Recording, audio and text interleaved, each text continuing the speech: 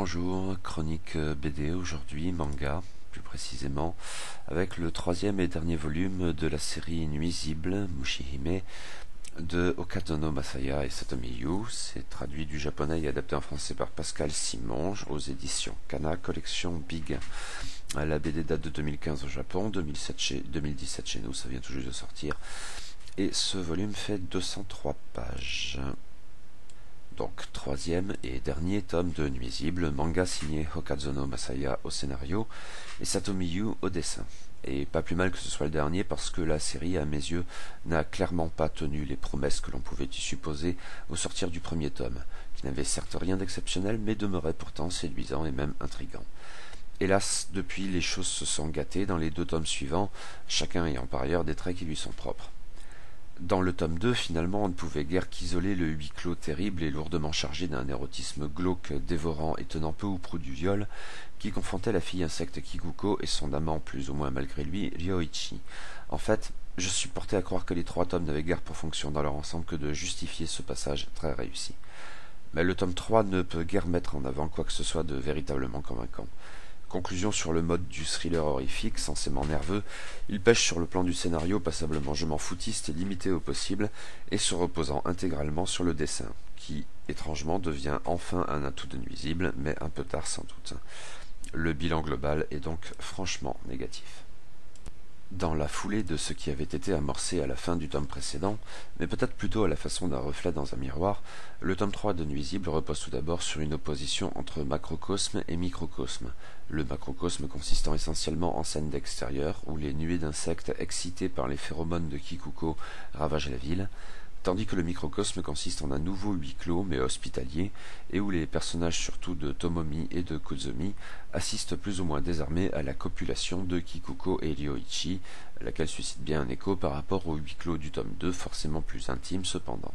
Le mouvement est cependant peut-être inverse, car même avec l'alternance des séquences, l'impression est cette fois que le macrocosme nous ramène au microcosme.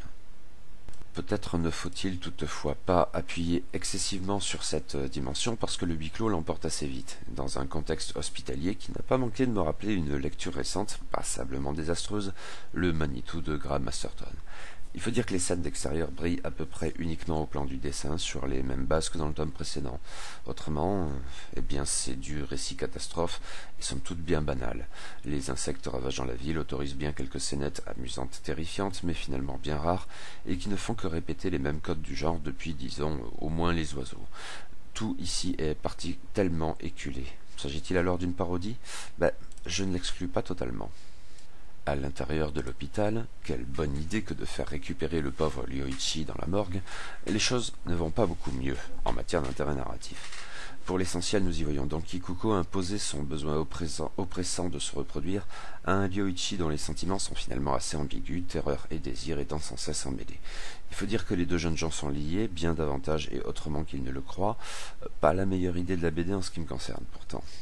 Par ailleurs, après un tome 2 qui avait globalement fait l'impasse sur cette dimension du récit, nous avons à nouveau le sentiment, au moins vague, d'une Kikuko qui présente une certaine fragilité, qui a quelque chose de désespéré et profondément douloureux, idée exprimée graphiquement par ses larmes, qui refont leur apparition après une longue ellipse, et que, dans ce contexte, on ne peut plus vraiment qualifier de larmes de crocodile.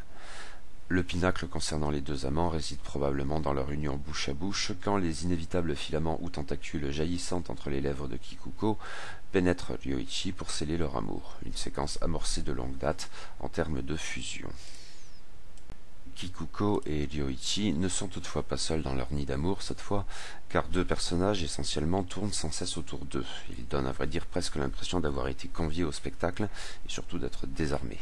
Ainsi de Tomomi, l'amoureuse frustrée de Ryoichi, qui n'est finalement pas le moins du monde défini autrement. Comme de juste, mais avec le sentiment indu que cela relève plus de l'héroïsme que de la vulgaire jalousie, elle interviendra dans l'union bouche à bouche de son petit ami putatif et de la salope insectoïde, perturbant la fusion dans un délire organique qui pourrait évoquer, que sais-je, du Cronenberg peut-être. Mais ainsi aussi de Kuzumi, donc le savant fou qui se prend pour Van Helsing et qui a juré d'anéantir Kikuko, dont il sait, lui seul, comment elle est devenue ce qu'elle est. Yeux fous, manières arrogantes, propension à livrer quantité d'explications changeantes mais sans guère s'attarder sur leur cohérence, toujours aussi pénible le gazier. et fonctionnel puisqu'il semble avoir pour propos d'expliquer donc chaque nouveau développement, mais sans jamais convaincre. Il est supposé aussi tuer Kikuko, mais sa manière de s'y prendre en usant contre la créature évoluée du principe même de l'évolution sent aussitôt la foirade et à bon droit. À la limite, il est presque plus pertinent quand il dérive à nouveau sur les références mythologiques, alors même que l'eau, très connotée symboliquement, semble perturber son rituel aux prétentions pourtant rationnelles. Les deux personnages, quoi qu'il en soit, oscillent donc entre les rôles de témoins et d'acteurs. Qu'importe au fond, ils sont tellement inintéressants, Tomomi surtout, ou ennuyeux, mais au plus mauvais sens du terme, Kuzumi. Comme l'est en fait la BD dans son ensemble, toujours plus terne et convenue, toujours plus automatique, et ce jusque dans la dimension horrifique censément essentielle à la série, qui abuse d'effets presse-bouton à la jumpscare sur papier et de rebondissements totalement inutiles. Ah, elle n'est pas vraiment morte, oh lui aussi est dangereux, etc. Stinger inclus, pourtant très incongru au regard de l'épilogue. On reconnaîtra cependant que la dimension horrifique de la BD, si elle est traitée avec bien trop de légèreté par le scénariste Hokazono Masaya, offre peut-être enfin à la dessinatrice Satomi Yu l'occasion de briller dans un registre proprement manga, éventuellement sous influence, car là encore cela a pu me rappeler Ito Junji, encore qu'avec probablement plus de finesse. J'en avais fait la remarque dans mes retours sur les deux premiers tomes, si Satomi Yu était probablement une très bonne illustratrice, ainsi qu'en témoignaient notamment les couvertures et têtes de chapitre, elle faisait ici ses véritables débuts dans le manga avec peut-être plus ou moins de conviction. Son dessin globalement me paraissait fade, à ceci près qu'il jouait à sa manière sur les contrastes, en profitant des quelques occasions où le scénario lui permettait de tenter des choses un peu différentes. Cela valait pour l'aura hollywoodienne de Kikuko, a fortiori dans les scènes glauquement érotisées du huis clos chez Ryoichi, ou dans un tout autre registre pour la figuration des nuées d'insectes, entre abstraction minimaliste et hyperréalisme pointilleux, fonction des circonstances et des besoins de la narration. Ici, j'ai l'impression qu'elle atteint un équilibre qui lui faisait défaut jusqu'alors, et le résultat d'ensemble est bien plus convaincant. Les scènes d'horreur, graphiquement, sont réussies, et les personnages, Kuzumi mis à part car hors concours, graphiquement et peut-être aussi narrativement, c'est lui le vrai monstre, peuvent aussi exprimer, jusque dans les moments les plus terribles, un semblant d'émotion qui me manquait bien trop jusqu'alors, car les artifices des larmes de Kikuko, de la fatigue de Ryoichi, ou des joues rougissantes de Tomomi n'étaient pas suffisamment convaincants à cet égard. En fait, ce troisième tome repose essentiellement sur le dessin de Satomi Yu. Le scénario de Hokazono Masaya est de toute façon en roue libre, limite je m'en balèque, ce qui se traduit d'ailleurs par un texte pour le moins limité qui incite d'autant plus à s'attarder sur le dessin. Il n'y a finalement pas grand-chose d'autre. Pourtant le dessin n'est pas irréprochable, loin de là, notamment dans la mesure où l'ensemble est souvent confus, mais le peu de texte qui demeure y a probablement sa part de responsabilité. Reste que le dessin de Satomi Yu constitue un atout, et même l'atout de ce troisième tome. Oui, un atout bien tardif. Mais vous vous en doutez, cela ne suffit pas à sauver ce dernier volume de Nuisible, ou, à vrai dire, la série tout entière. Car Nuisible, un récit achevé en 3 tomes, est globalement une déception. Si le premier volume n'était pas bouleversant ou irréprochable, il paraissait cependant contenir assez de promesses pour justifier la lecture des 2 autres volumes.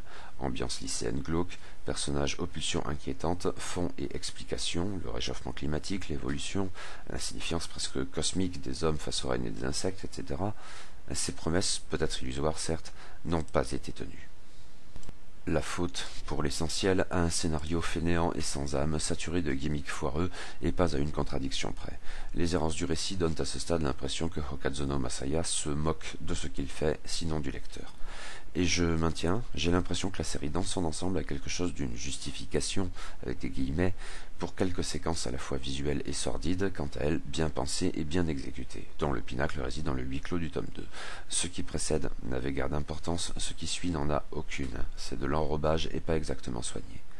Quant au dessin de Satomi Yu, s'il a progressé sur la durée des 3 tomes, il a longtemps été bien trop terne pour véritablement convaincre, ne s'autorisant que trop rarement des audaces qui, globalement, lui ont pourtant toujours profité. Nuisible n'est pas forcément une série mauvaise à proprement parler, mais peut-être que si en même temps. Par contre, elle est sans doute tristement médiocre et allègrement dispensable.